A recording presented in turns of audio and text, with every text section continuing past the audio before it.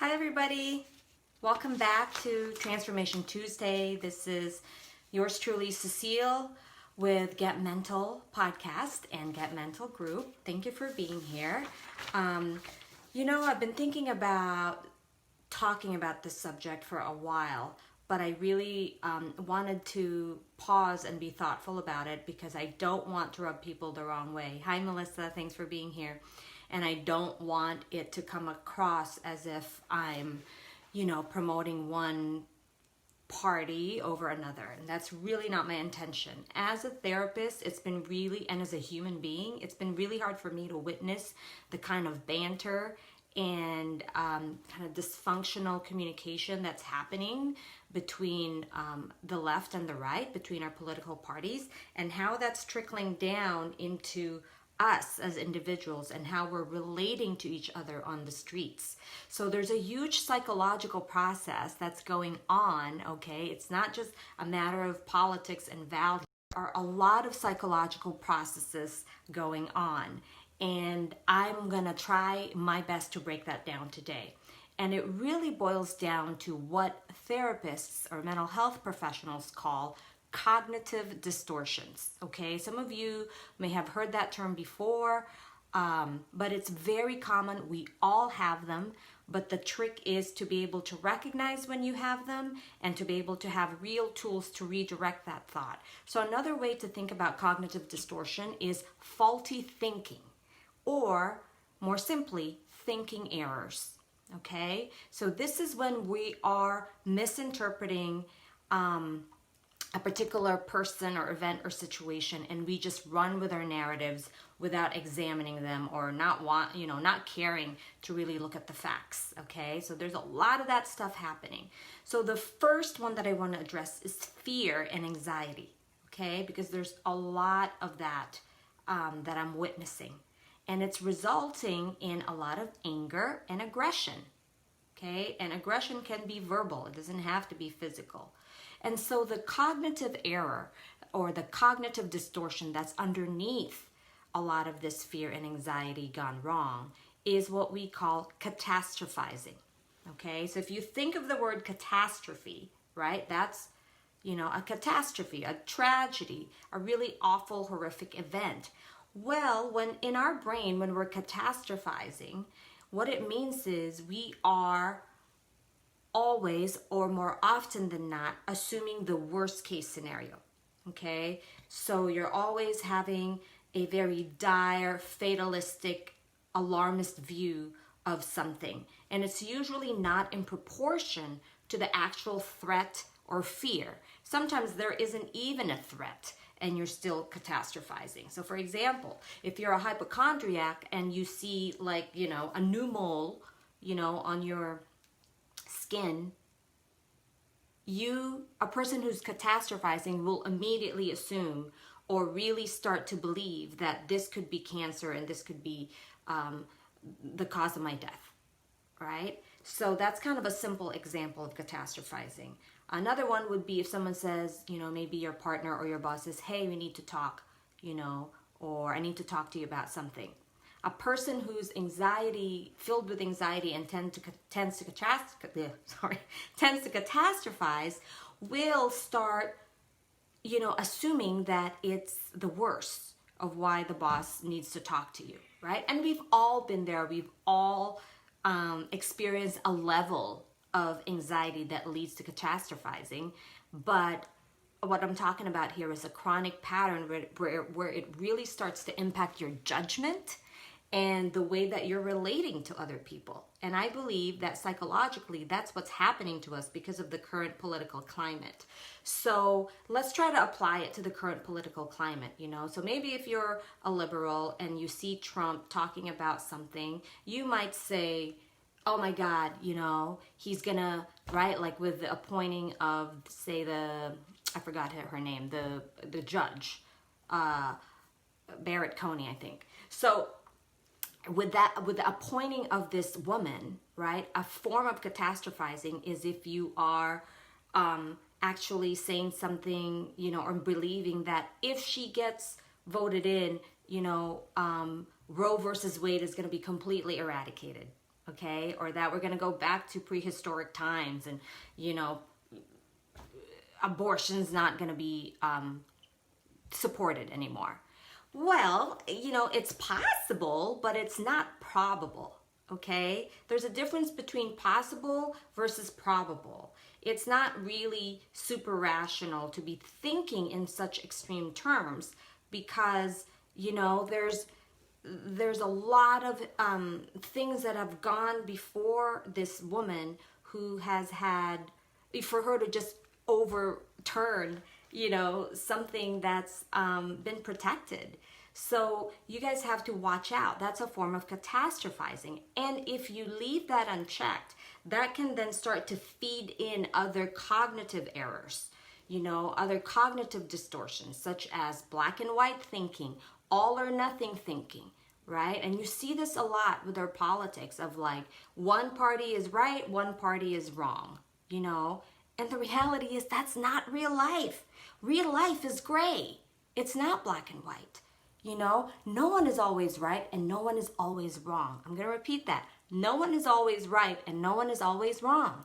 So the way that our parties have, you know, perpetuated this discourse, they have modeled and perpetuated cognitive distortions, okay? So a lot of mental health professionals are very frustrated by that because it feeds into the fear and the anxiety, okay? And it's not healthy. So I'm here to try to really help demystify some of these psychological processes that are going on, because if you don't check that fear and that irrational narrative, it's going to build and build and build and build, and the next thing you know, the worst case scenario, you could be really extreme in some of your beliefs and behaviors, right? That's how radicalization can happen, you know? So I really just thank you, Kelly, for agreeing with that. I'm glad that that makes sense to you, and I hope it does to anyone else who's watching. So if we flip that, right? If you're a conservative and you see, say, Biden talking about, you know, whatever, wearing a mask or healthcare reform, right? You might assume that, oh my God, he's going to, you know, improve this system, but it's going to affect my healthcare situation, right?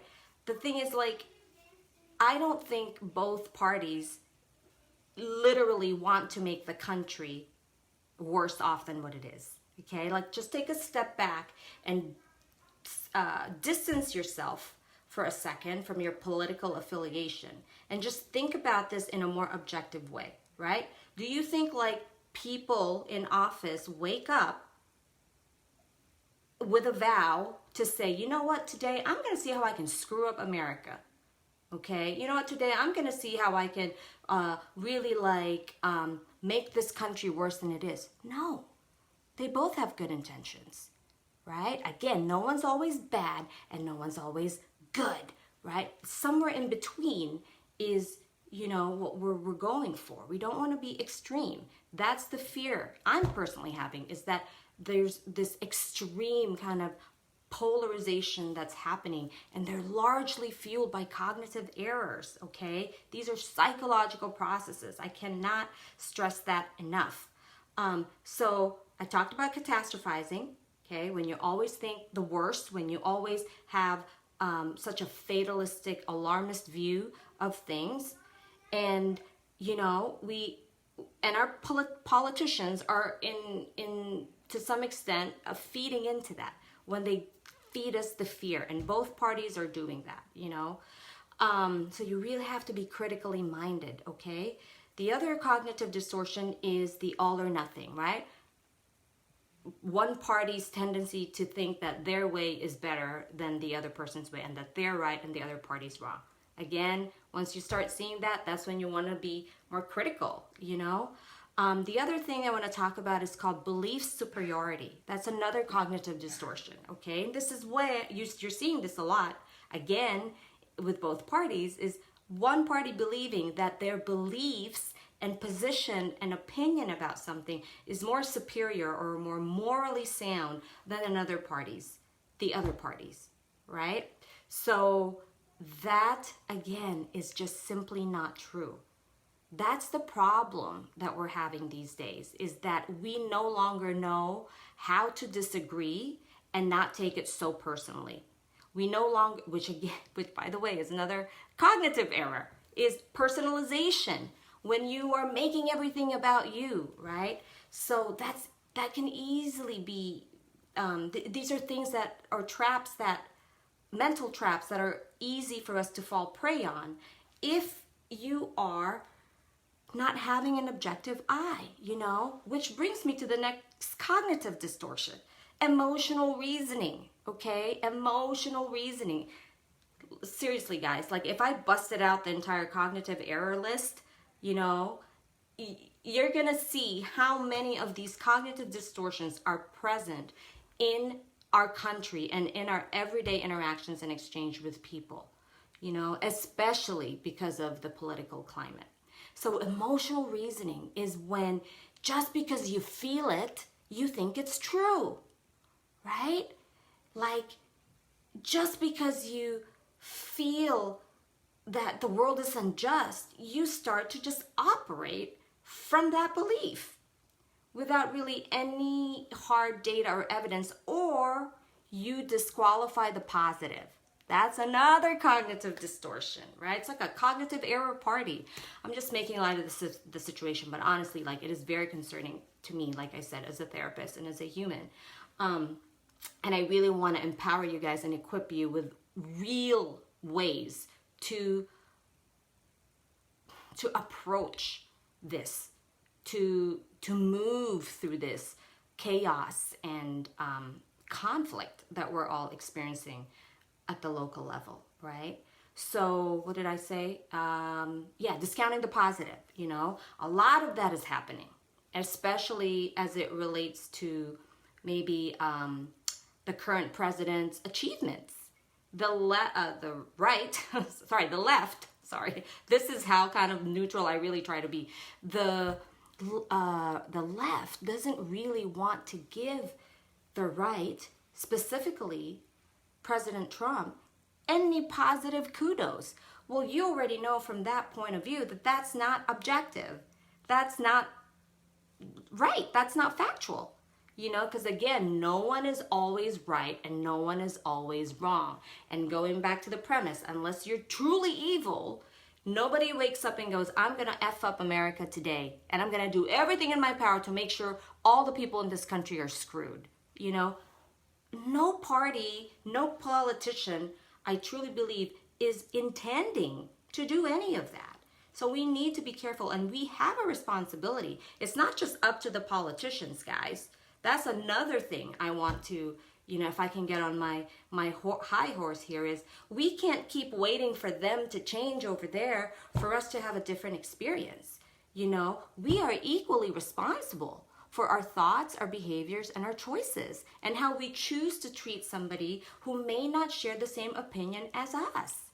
That's what this country is built upon. That's what democracy means, okay? And that's actually healthy for us psychologically. It all goes hand in hand. It's healthy for us to be able to hold space for somebody else who we don't agree with, or when we're in conflict with somebody. And to really bring that point home, when it's the people you love, it's even more important, because that's what a real relationship is. That's one of the ingredients of a healthy, loving, intimate relationship with your friends, with your family, with significant others, So, thank you. Kelly says, yes, we have to be the change with love. Yes, I was going to talk about that a little later, so I'm going to just address that now. Oftentimes, when we have cognitive errors and they're chronic, we're really looking at a situation through the filter of fear and anger and hate, okay? It's very different when you're looking at a situation through the eyes of love, through the lens of curiosity and compassion, through the eyes of open-mindedness. That's what's missing.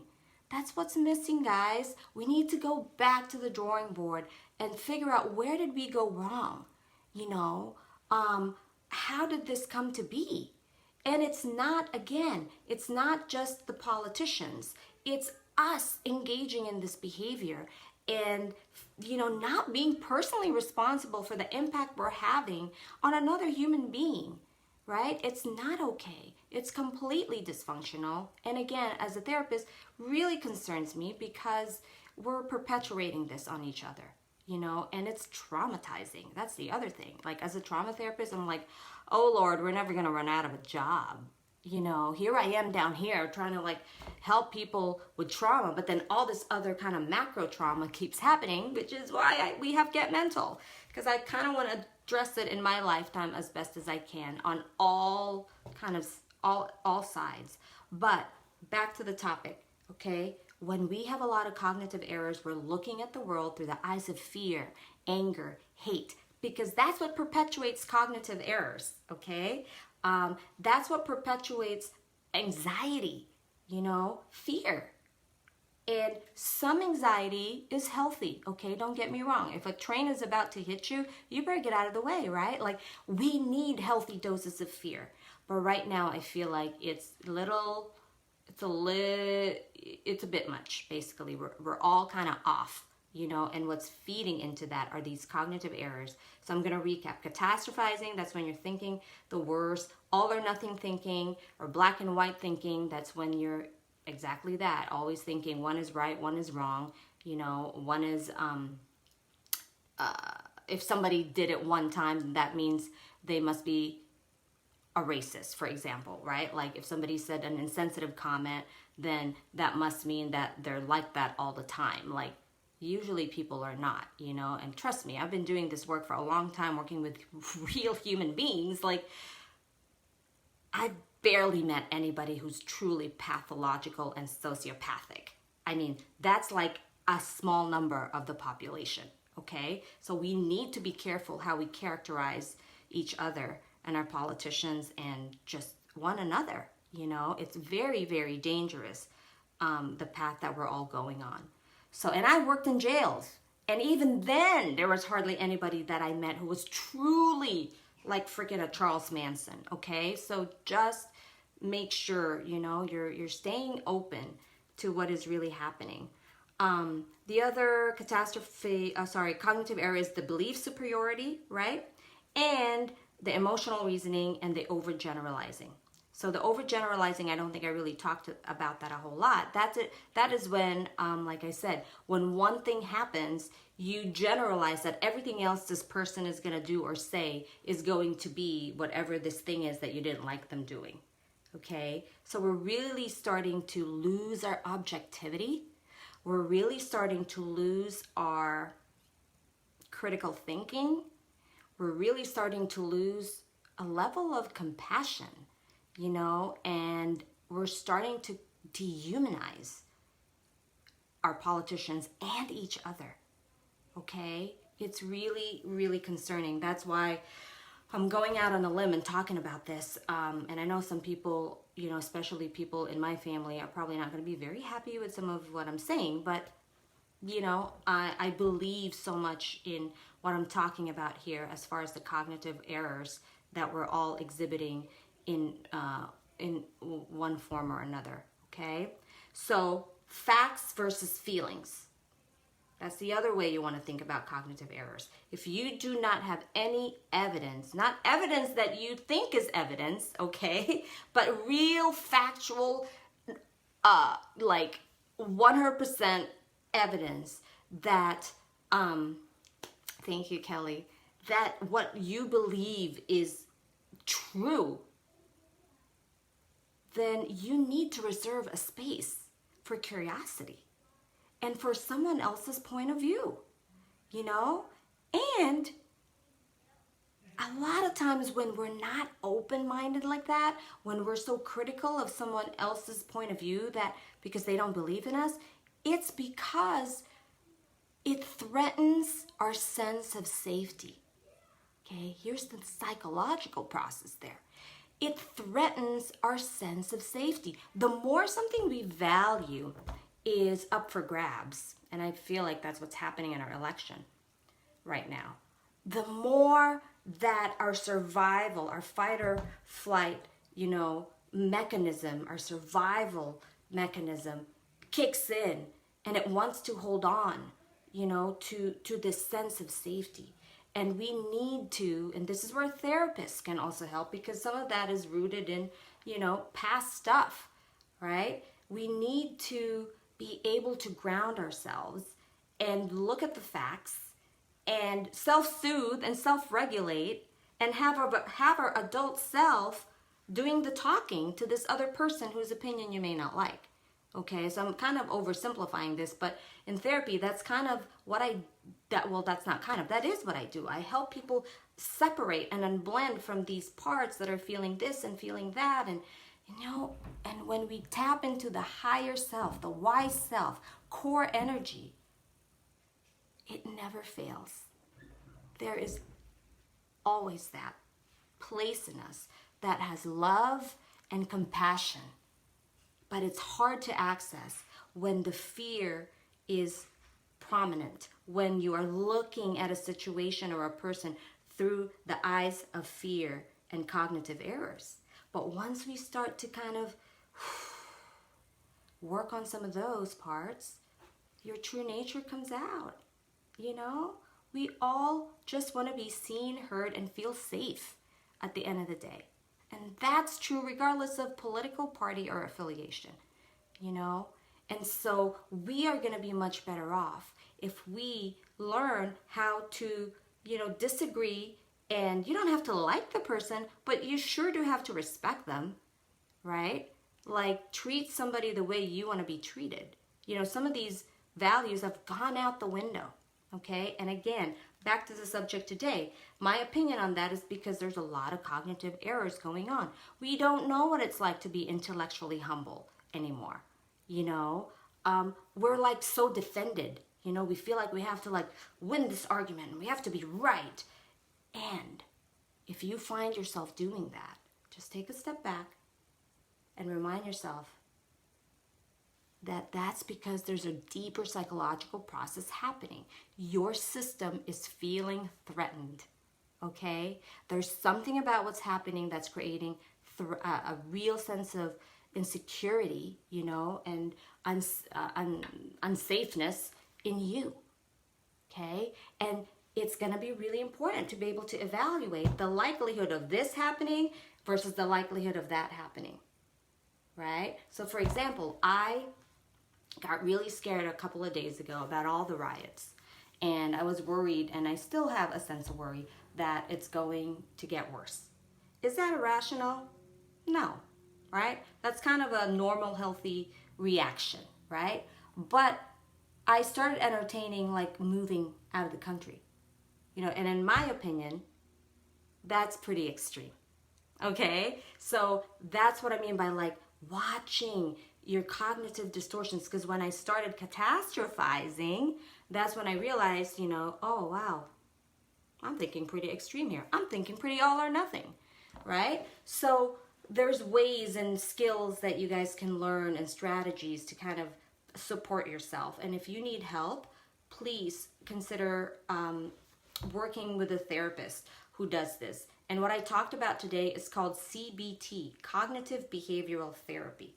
It's not the be-all and end-all, but in this kind of situation and context of what I talked about, it can be really, really, really helpful in helping you move through this political climate with more grace and more compassion and more peace, right? It's stressful, when you are so invested in your belief and you're so invested in everyone else agreeing with you. That takes a lot of energy, and it can be really toxic. So hopefully this was helpful. Hopefully this was informative. Again, please consider getting some support for this, or committing to a little bit more curiosity. When you see a slogan or a shirt that may not be sitting well with you, we all have those triggers, okay? Take a deep breath and go, you know what? They get to believe what they believe, okay? I am going to show up in love. Okay? That's still going to be the most powerful change agent in the world. Okay? Yes, politics is important because what happens in politics affects us on a personal level. But since we don't have a whole lot of control over there, you have control over here, over here, over here, over here. Okay? It's how we make each other feel. That is what's going to sustain our society and our country. So please set the intention to be more curious, to be more respectful, to pause before you speak, and to maybe get some support if you have a pattern of wanting to be right all the time, or if some of these things are really destabilizing for you. Talk to someone about it. I was working with a 65-year-old man, and it's gotten him really depressed, which I can understand that, right? But when we broke it down, it really fed into a lot of his all or nothing thinking. And when we started unpacking that and giving him some tools and self-care strategies and ways to kind of correct the thinking, he felt more empowered. He could coexist with the people, his neighbors, that he didn't agree with. Okay? So that's my message to you guys today. Thank you so much for watching, for listening, for the feedback, for the encouragement. I usually don't talk about politics, but I feel that, as a mental health platform, our politics have sparked a new type of discourse among us and is now really starting to affect people psychologically. And, a lot of the times now I'm seeing and supporting people because of politically induced or related psychological stress. So I feel like as the election is approaching, it's probably gonna, this is probably gonna be a more common thing in therapy rooms. So again, thank you. And like I always say, be well, be gentle, get mental, because we all have issues. We all want to be seen and heard, and let's give each other a little bit more benefit of the doubt. Okay? Love to all. Bye.